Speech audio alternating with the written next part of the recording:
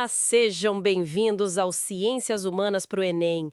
E aí, minha gente, hoje o nosso papo é sobre um tema que, olha, despenca no Enem, a Era Vargas. Foram aqueles 15 anos diretos, sabe? De 1930 até 45, com Getúlio Vargas mandando ver. E ainda teve mais um tempinho depois, né? Foi uma época que, nossa, virou o Brasil de cabeça para baixo. Exatamente. É um período chave, chave mesmo. Porque, assim, muito do Brasil que a gente conhece hoje, na política, na economia, na sociedade, tem o dedo da Era Vargas ali, sabe? É bem complexo, cheio de coisa acontecendo ao mesmo tempo, avanços, retrocessos.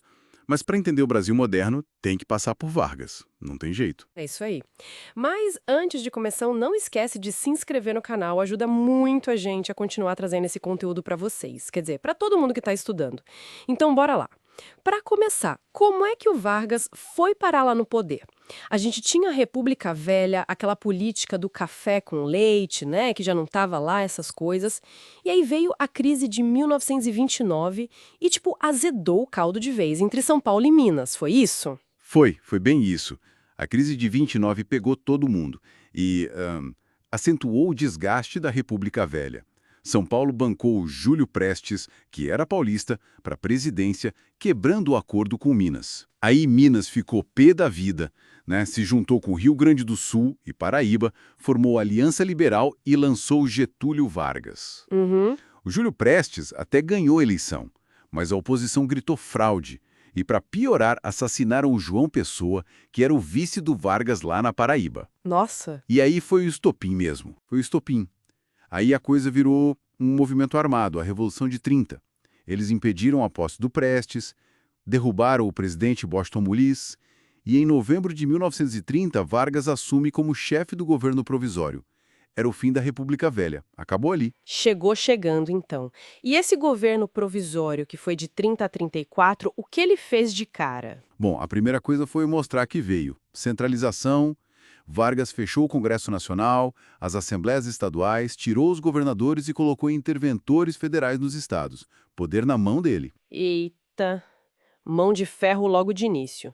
Mas teve coisa boa também, né? Ouvi falar de ministérios novos. Sim, é importante notar isso. Ele criou ministérios que foram muito importantes, tipo o Ministério do Trabalho, Indústria e Comércio e o da Educação e Saúde Pública.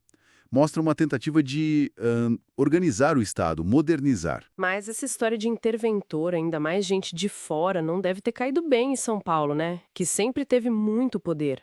Não caiu nada bem. Gerou um ressentimento enorme.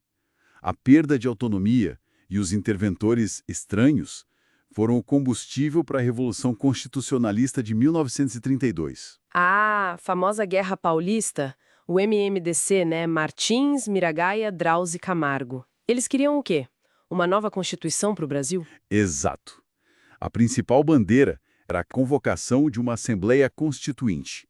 Eles queriam um fim do governo provisório e um país sob uma Constituição. Militarmente, São Paulo perdeu a guerra, mas politicamente, Politicamente, eles ganharam. de certa forma, sim. A pressão foi tão grande que Vargas acabou cedendo e convocou eleições para a Constituinte em 1933. O movimento, mesmo derrotado, alcançou seu principal objetivo. Que reviravolta. E aí veio a Constituição de 1934. Essa sim trouxe mudanças legais, né? Tipo o voto feminino finalmente em nível nacional. Sim, a Constituição de 34 é um marco. Além do voto feminino, estabeleceu o ensino primário obrigatório e gratuito, criou a Justiça do Trabalho e a Justiça Eleitoral para tentar diminuir as fraudes, né? Coisa boa. E aí Vargas virou o presidente oficialmente. Isso. A própria Assembleia Constituinte elegeu Vargas presidente, só que de forma indireta, por mandato de 4 anos. Começava ali o governo constitucional, de 34 a 37. Só que esse período, apesar da Constituição nova, foi assim muito tenso. Uma polarização ideológica gigante. Ah, é aí que entram aqueles grupos radicais, né? Os de camisa verde e os comunistas. Exatamente. De um lado, a Ação Integralista Brasileira, a AIB, liderada pelo Plínio Salgado, com inspiração fascista, lema Deus, Pátria e Família.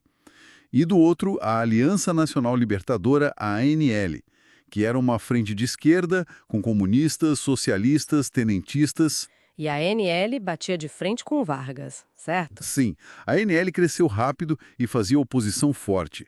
Vargas, sentindo a pressão, mandou fechar a ANL em 35. E a reação veio rápido, a intentona comunista. Veio. Em novembro de 1935, militares ligados ao Partido Comunista, liderados à distância por Luiz Carlos Prestes, tentaram tomar o poder em algumas cidades, como Natal, Recife e Rio de Janeiro. Foi a intentona comunista. Mas não deu certo, né? Não, foi rapidamente controlada e reprimida pelo governo. E a repressão foi duríssima. Vargas usou a intentona como, digamos, a desculpa perfeita. Pra quê? Para endurecer mais ainda. Exato.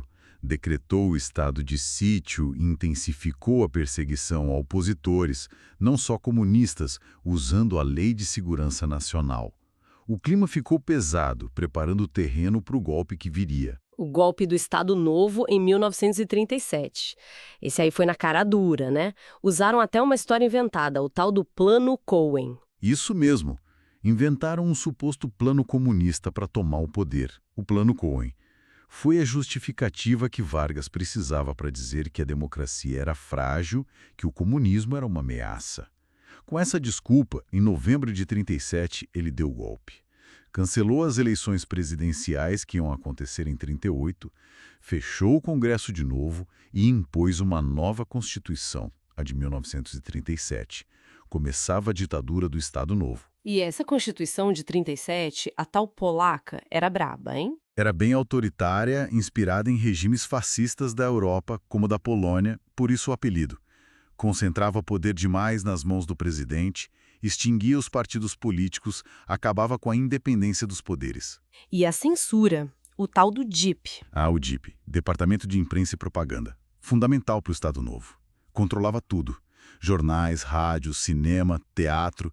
Censurava o que era contra o governo e, ao mesmo tempo, fazia uma propaganda massiva, exaltando Vargas, construindo aquela imagem de pai dos pobres, de protetor da nação. É impressionante essa dualidade, né? Porque ao mesmo tempo que tinha essa repressão toda, perseguição política, polícia secreta, foi também a época de avanços sociais importantes, né? A CLT é daí. E exatamente. Essa é a grande contradição e o que torna Vargas tão complexo. O Estado Novo foi uma ditadura, com repressão, falta de liberdade. Mas também foi o período da consolidação das leis do trabalho, a CLT, de 1943, que reuniu várias leis trabalhistas. Garantiu direitos como salário mínimo, jornada de 8 horas, férias remuneradas, descanso semanal. Isso teve um impacto gigantesco na vida dos trabalhadores urbanos. E não foi só isso, né? Teve investimento na indústria também. Muito. O Estado Novo focou na industrialização de base e na nacionalização de setores estratégicos. Criou a Companhia Siderúrgica